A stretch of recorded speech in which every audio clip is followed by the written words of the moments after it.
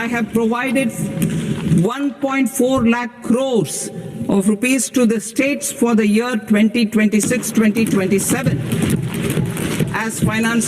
నిన్న ఫిబ్రవరి 1వ తారీఖు 2026 మన దేశ ఆర్థిక మంత్రి అయినటువంటి నిర్మలా సీతారామన్ గారు బడ్జెట్ ప్రవేశపెట్టడం జరిగింది.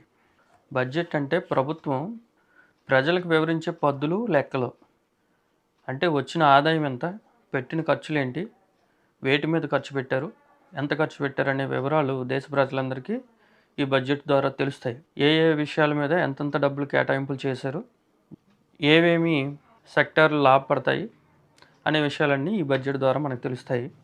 అయితే ఈ బడ్జెట్లో మన ఆంధ్రప్రదేశ్కి లేదా మన 2 తెలుగు రాష్ట్రాలకి అత్యంత కీలకమైన విషయాలు ఏంటంటే, దేశంలో 7 అత్యంత వేగవంతమైన రైల్వే ప్రాజెక్టులు చేపడితే అందులో 3 రైల్వే ప్రాజెక్టులు మన ఆంధ్రప్రదేశ్, తెలంగాణ 2 రాష్ట్రాల మీద కేటాయించడం జరిగింది.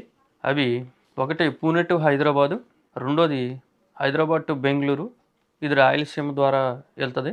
మూడోది హైదరాబాద్ టు చెన్నై, ఇది మన కోస్తా ఏరియా నుంచి ఉంటుంది ఈ రైల్వే లైన్. ఈ 3 లైన్స్ మన తెలుగు రాష్ట్రాలకి కొత్తగా కేటాయించడం జరిగింది. ఇది ఒక పెద్ద అవకాశం మన తెలుగు రాష్ట్రాలకి. అలాగే ఓవరాల్గా చూసుకుంటే ఈ యొక్క 2026 బడ్జెట్ అనేది దేశ ప్రగతిని మరొక మెట్టు పైకి తీసుకెళ్లే విధంగా ఒక చక్కటి బడ్జెట్గా మనం మాట్లాడుకోవచ్చు.